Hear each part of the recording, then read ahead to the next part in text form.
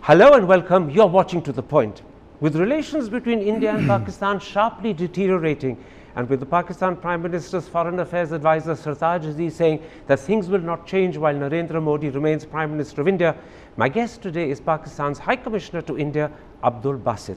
Over the next half hour, I hope to talk to him about many of the issues that are at the heart of the present crisis. High Commissioner, let's start with the surgical strikes on the 29th of September. What message do you believe they have sent Pakistan?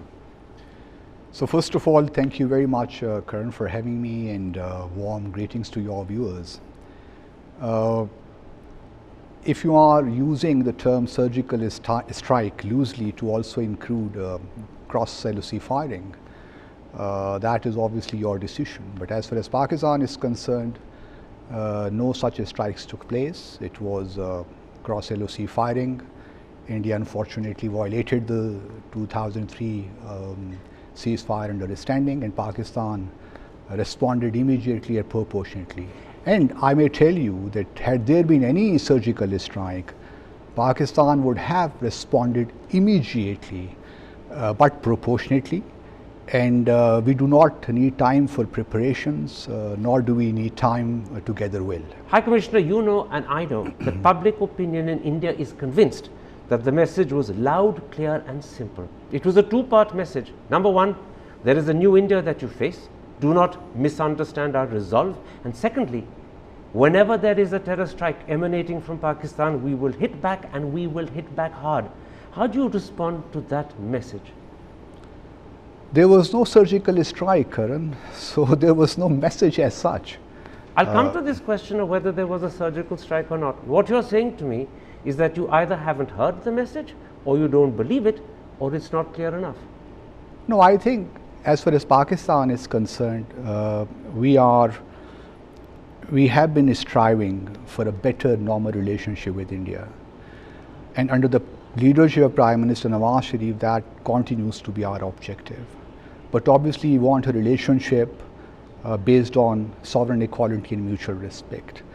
And we are committed to this. Other than that, I do not know what kind of message you are talking about. Let's come to this question about whether there were strikes or not. You keep denying repeatedly there were strikes, in which case, how do you account for the fact that the Superintendent of Police in Mirpur, a gentleman called Ghulam Akbar, has confirmed not only that the strikes took place in 4 specific locations, and he's named the 4 locations, but he's also said there were 12 dead, including 5 Pakistani soldiers, and then he's added that the bodies were quietly taken away by the Pakistan army and disposed of secretly. How do you respond to that? Because he's a Pakistani Superintendent of Police. But there was no, he denied that. There was no such telephone conversation which took place. We heard him. He was on television saying it in his words. I do not know, but no such conversation took place. But how can you say didn't when everyone heard him speaking? Who knows who spoke, Karan? We can always fabricate, come up with these things. So you see this as fabrication? Absolutely, absolutely. All right, leave Ghulam Akbar aside. What do you make of the fact that one of your country's most highly regarded military analysts, Aisha Siddiqa, has written herself in the wire.in that there was a strike on the LET camp next door to the Pakistan army post at Dhundial? She says that 5 or 6 militants were killed, 3 or 4 Pakistani soldiers were killed, and Aisha Siddiqa is one of the most respected military analysts of your country.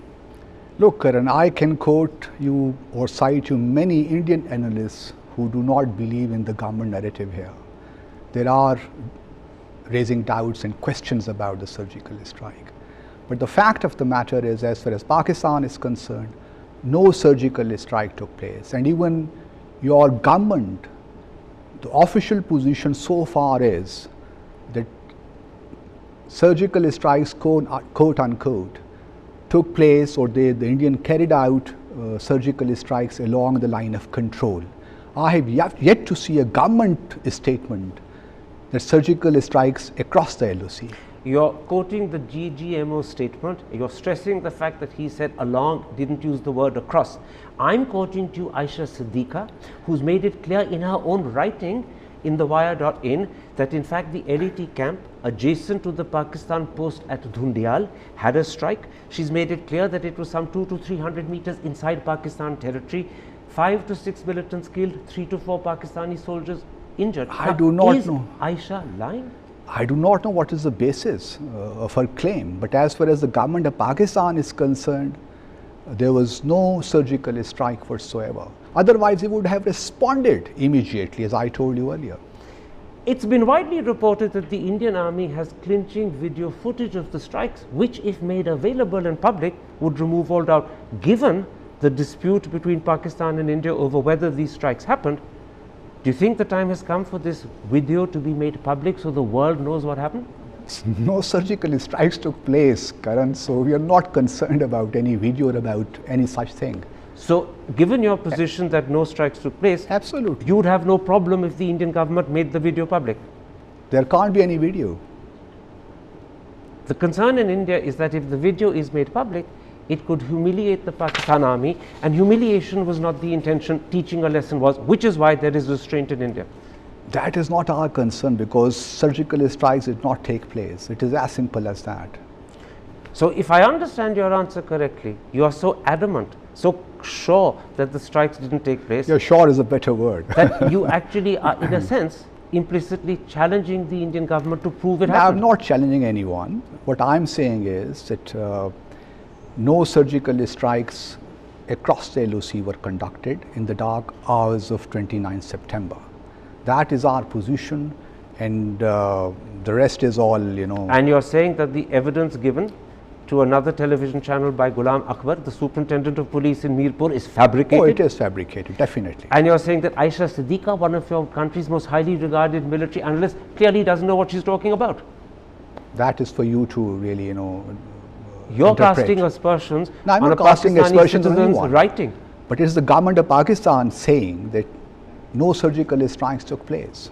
There is a view in India expressed by politicians and by analysts that Pakistan is adamantly denying that these strikes took place because it doesn't want to be under pressure to retaliate. After all, you can't retaliate against something that you claim and then insist has never happened. I told you, Karan, had there been surgical strikes, Pakistan would have retaliated immediately. There is no question that we would let it go like that. It is as clear as, you know, as the sun comes out during the daytime. So your proof is that because you haven't retaliated, therefore there were no strikes? So I would rest my case. No surgical strikes took place, hence there was no response from Pakistan's side. There was a breach of cross ceasefire understanding, and Pakistan responded to that violation immediately and proportionately. So all you're saying is that all that happened is across LOC firing. There were no strikes. Yes. There were no attempts made by Indian soldiers to cross the LOC. I would not like to go into that because there were no surgical strikes. There was cross LOC firing in which 2 Pakistani soldiers got murdered. Did Indian soldiers cross the LOC? No, I don't think so. Not at all? Not at all.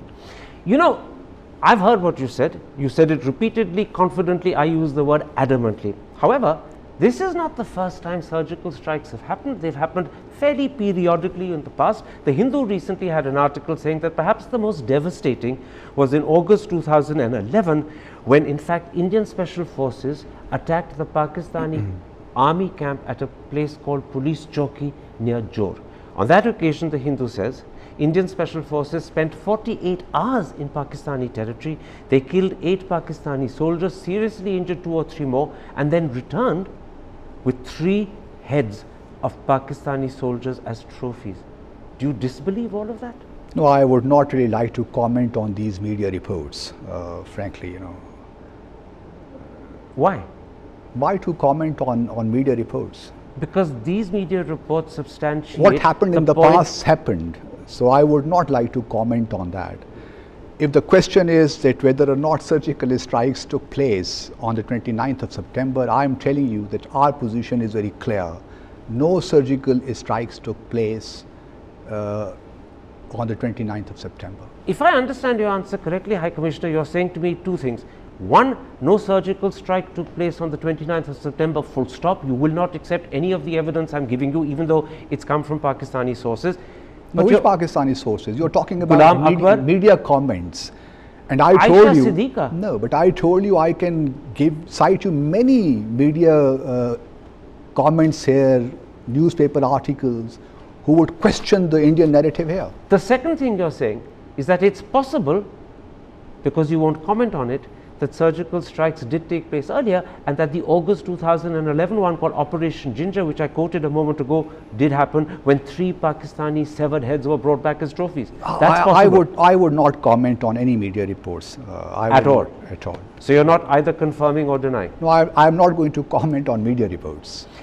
The Dawn newspaper, your country's oldest English language newspaper, arguably one of your country's, if not its single most highly regarded English language newspaper, had an article on the 7th of October where Cyril Almeida, the paper's senior writer, says that at a specially convened meeting, the Foreign Secretary addressed the Prime Minister, the Chief Minister of Punjab and the Director General of the ISI, and now I'm going to quote the paper, and he told them that Pakistan faces diplomatic isolation.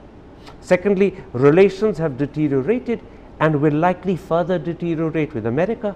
And thirdly, even China wants a change in course by Pakistan. Isn't that a direct result of the strikes on the 29th, which you deny happened, and the fact that no one in the world has criticized them, whilst countries like Germany, Britain, France, Russia, South Korea have supported them? Isn't that why your Foreign Secretary is telling your Prime Minister and the DGISI Pakistan is isolated?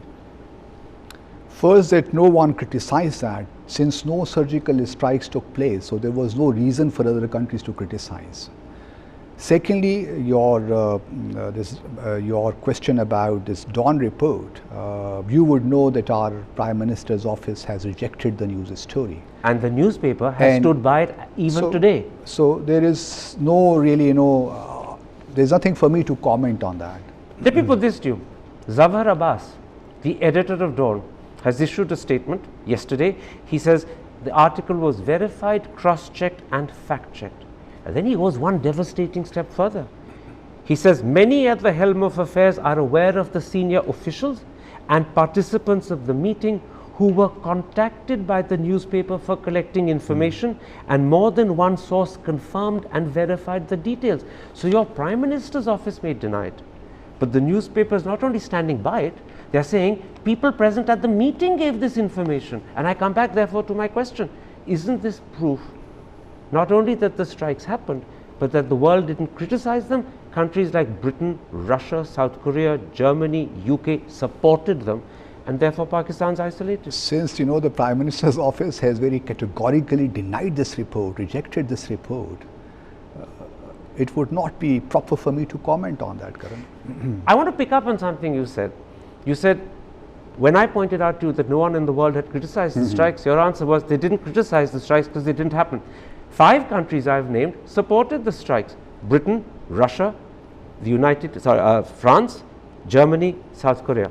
If they supported the strikes, doesn't that mean that their supporting the strikes is proof the strikes happened? No, I do not know as to how you defined, it seems to me that here the term surgical strike is being defined very, very loosely. So let's not use the word surgical strike. Did something else, call it a raid, call it what you want, happen with Indian troops crossing the border, crossing the LOC? I'm saying the usual cross LOC firing did take place. But no soldiers crossed? No soldier crossed. Had that happened... Were militants killed other than the 2 soldiers you mentioned? Were militants killed? Jihadi militants, members of the LET? As far as I know, only 2 soldiers have been murdered on that day.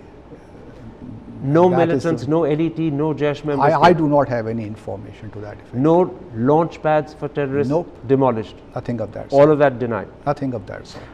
A day after the Dawn article that I've just mentioned, and that was published on the 7th of October, another Pakistani newspaper, The Nation, on the 8th, wrote, and I'm quoting, the DGISI is likely to be replaced within the next few weeks. Is that because the ISI failed to predict and prevent the strikes? I do not blame you, Karan, but you're counting too much on media reports. So you are now disowning what your own newspapers are publishing? I mean, I can't be commenting on what appears in our media because media does speculate. I fully understand that you don't want to comment what appears in your media because it doesn't support the case you're making, and obviously therefore you will rubbish the media. But isn't it interesting? I'm not rubbishing the media at all. But it's not my job sitting here and commenting on reports which appear in our media, or for that matter, reports appearing here in Indian media. But isn't it interesting, High Commissioner, that the media in both countries is actually raising two questions that you find difficult to answer. One, that the strikes happened, and two, that they've led to consequences that are political, that have created differences between your civilian and your military elements in your government, and third, that the DGISI might be transferred. No, isn't it interesting? These are happening in your country, not mine. First of all, I'm not finding it difficult to answer anything, but the question is that your entire discourse is based on media reports. What I'm saying is that no surgical strikes took place, and if, let's suppose, if some change is being planned or being intended, so that… When you say some change is being planned, do you mean a change in terms of relationship between Nawaz Sharif and Rahil Sharif? No, I did not say that. Then what change do you have in mind? Any change for that matter, any change. So why you are linking with that to your fictional surgical strike? Could this any change be the replacement of the DGISI? I do not know. I'm not at the helm. So how would I know? But what you're saying, if I interpret you, is don't link the possible replacement of the DGISI with what you call fictional strikes. I'm saying in journal terms that changes do take place. It's a regular routine thing. So I do not know why you are reading too much into these things. This is a very interesting answer, High Commissioner. I don't want to play semantics with you, but you are saying that it is possible theoretically that there could be changes. Don't link them to the surgical strike. I'm not saying anything, but changes do take place. So there is nothing out of the ordinary in these changes in my view. All right, High Commissioner. If tomorrow I'm transferred from here to somewhere else, you would again link this to surgical strikes, for heaven's sake. Let's leave the surgical strikes issue aside. We've discussed it at length. You've made your position clear. You've made it crystal clear to the Indian audience that A, you don't believe they happened. B, absolutely, you don't believe what Ghulam Akbar is supposed to have said is fabricated. Aisha Siddiqa, who may have confirmed it, simply doesn't know what she's talking about. No strikes happened, full stop. I did not say about Aisha Siddiqa anything. I said do not, make your narrative on the basis of media reports. I wasn't specific about Aisha Siddiqa because she's a good friend of mine. Yet you don't believe her word? No, I'm not saying that. But if you do believe her word, then you have to accept that there was a strike at Dudhniyal with the number of soldiers and militants affected. What I'm saying is that no surgical strikes took place. So then she's wrong. That is for you to But she has to be. That is for you. A good friend of yours is wrong and lying. That is for you to decide, not for me. What I'm saying is giving you my official position of the government of Pakistan. High Commissioner, let's come to some of the other steps India has taken after the Uri terror attack. To begin with, India has opted out of the SAARC summit. 24 hours later, Bangladesh, Afghanistan and Bhutan opted out. A few days later, Sri Lanka opted out. Would you accept that on the issue of terror, Pakistan is isolated in South Asia? Not really. Karan, no other country, I think, can claim to have suffered more than Pakistan from terrorism.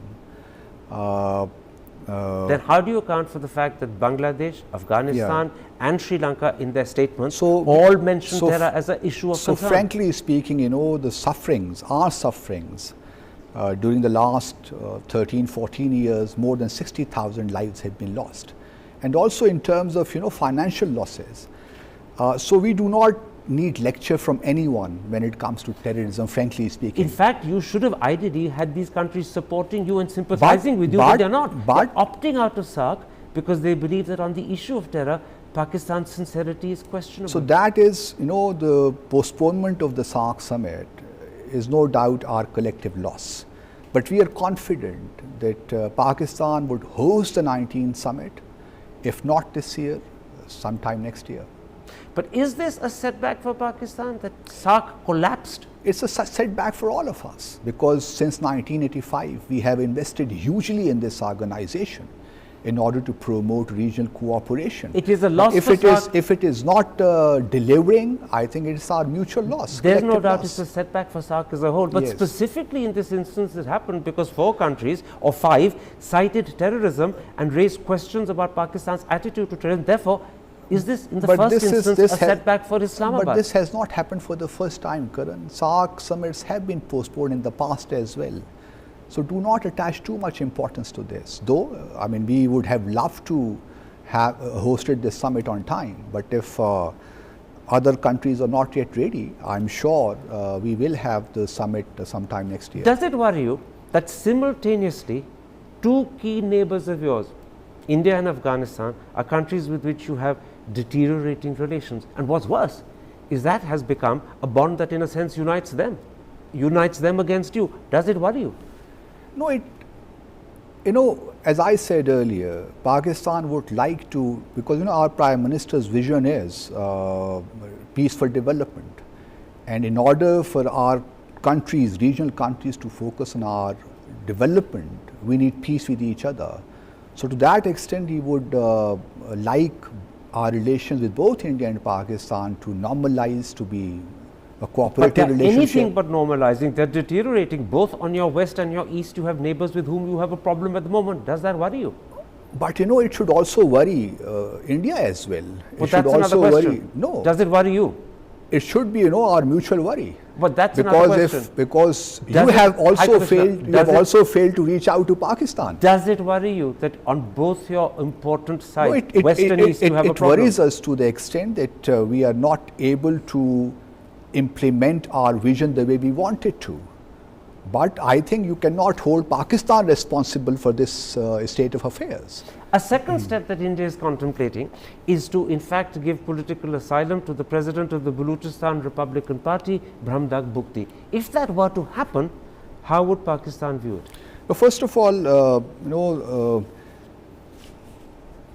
a handful of individuals, I may tell you, do not represent Balochistan, the people of Balochistan.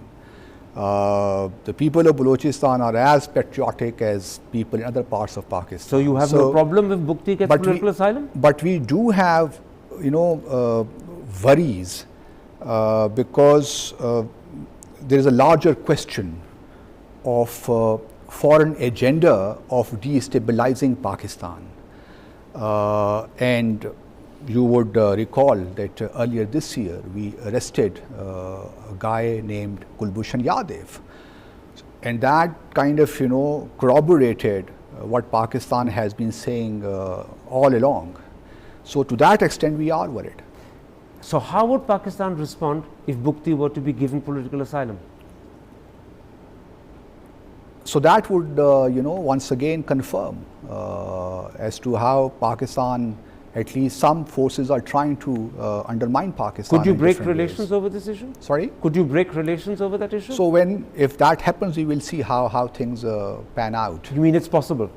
What possible? Breaking relations over Bukti getting political asylum?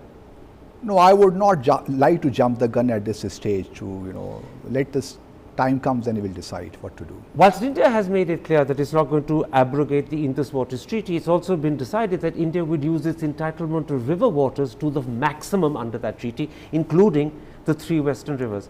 How does Pakistan view that decision? As you very rightly said, Indus Waters Treaty is a permanent treaty which was mediated by the World Bank. So long as India adheres to the provisions of the treaty and abides by them, in letter and spirit, Pakistan has no issue. In a recent television interview just a couple of days ago, the Foreign Affairs Advisor for Prime Minister Sirtaj Aziz said, and I'm quoting, "There is no hope of a breakthrough in relations with India under its current Prime Minister Narendra Modi." Does that mean that Pakistan believes that the present tension, the present difficult relationship will continue difficult and tense till 2019? No, why he said that? That needs to be understood. Because during the last 2.5 years, we have been trying to come to the negotiating table and discuss difficult issues between our two countries. But our assessment in Islamabad is that India is not ready to discuss with us the core dispute of Jammu and Kashmir, because that is the issue which continues to bedevil our relationship. So he said what he said, perhaps on the basis of that. When Mr. Modi visited Lahore, surprisingly in December, to wish Nawaz Sharif happy birthday, it was widely welcomed by your government and your country. Today, the relationship is very different. I want to ask you a simple question. How does Pakistan view Narendra Modi today? No, I think in Pakistan, the feeling is that we need to move from symbolism to substance.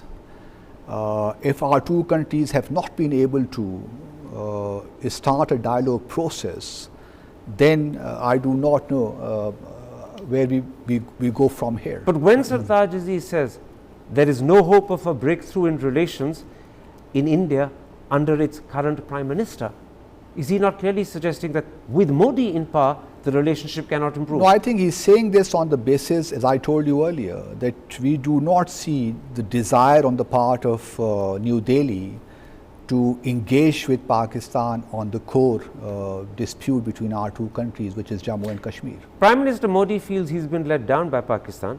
Do you believe you've been let down by Prime Minister Modi? No, I would not say that.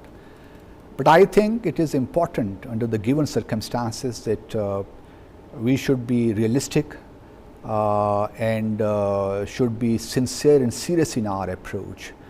And unless we are ready and willing to discuss the difficult issues between our two countries, we will continue to have this problem of two steps forward and one step back, or one step forward, two steps back. Now, there's one thing, High Commissioner, that I genuinely find difficult to understand. After accepting that 2611 was done by non-state actors who live in Pakistan, after readily and willingly and perhaps voluntarily agreeing to investigate Pathankot, why is Pakistan in a state of denial over Uri?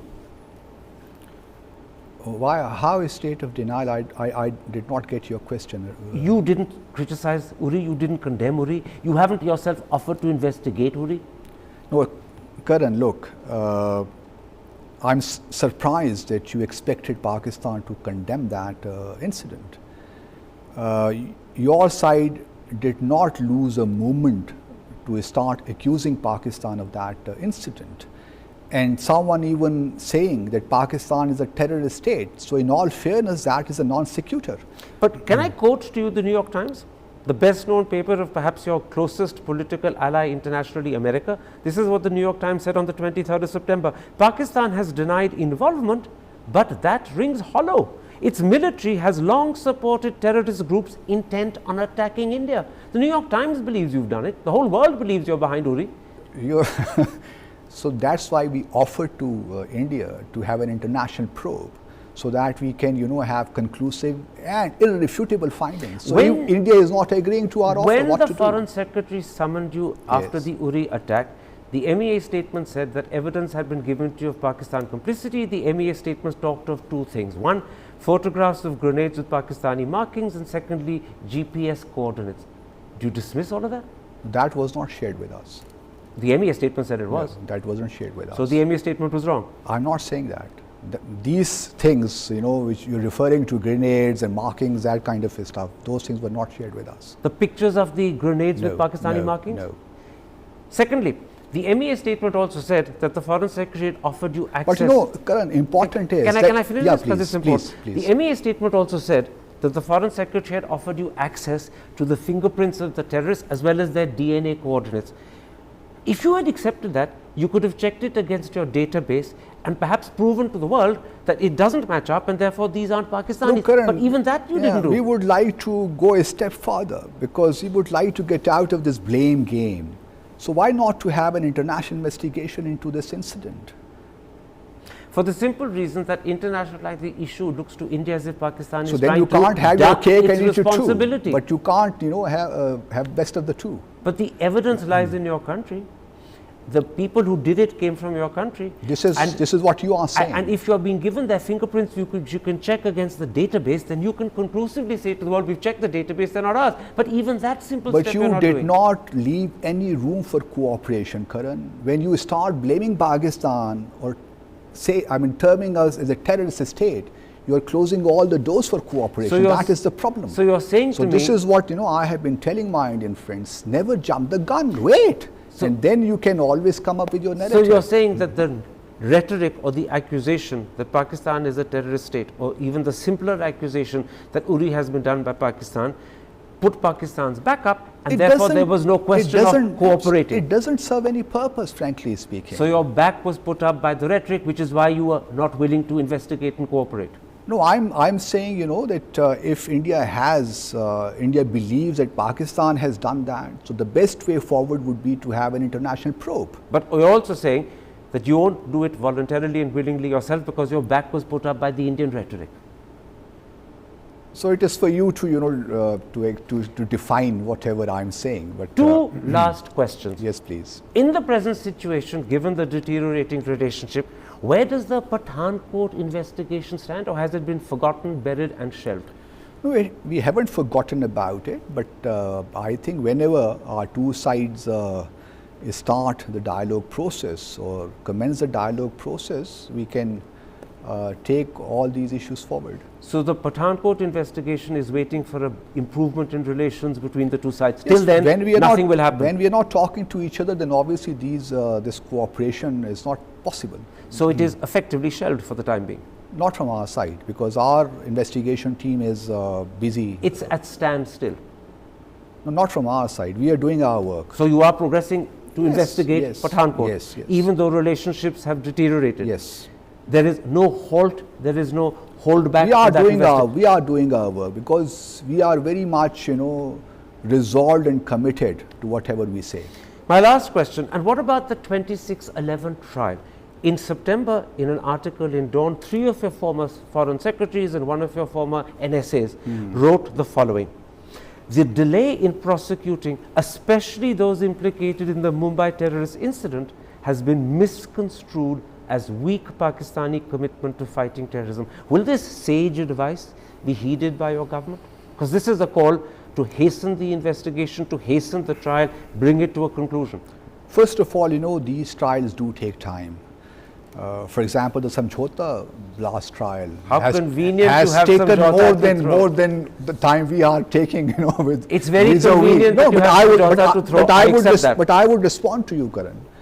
Now, it was last year our foreign secretary wrote to his Indian counterpart, 8 September 2015, that we would need some information in order to expedite the trial in Pakistan. And it was just this year, on 6 September, we received a response. So the delay is from the Indian side. So you can imagine, Pakistan is committed, but obviously it takes two to tango. We also need cooperation from the Indian side, because the crime scene was in India, not in Pakistan. So that makes the trial far more difficult. But the perpetrators, the evidence, the planning was in Pakistan. But without India's cooperation, that trial cannot go anywhere. My last point. I'm going to quote to you Tariq Khoza, former Director General of the FIA, writing in Dawn: Pakistan has to deal with the Mumbai mayhem planned and launched from its soil.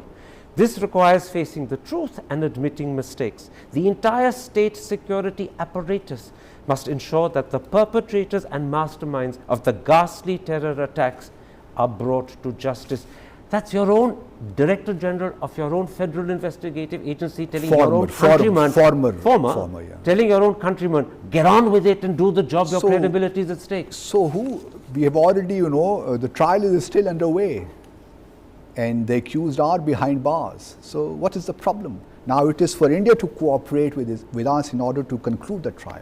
All right, High Commissioner, we've been through all the gamut of issues that lie at the heart of this present crisis. Thank you very much. Thank you for this interview. Very kind of you. Thank you very much.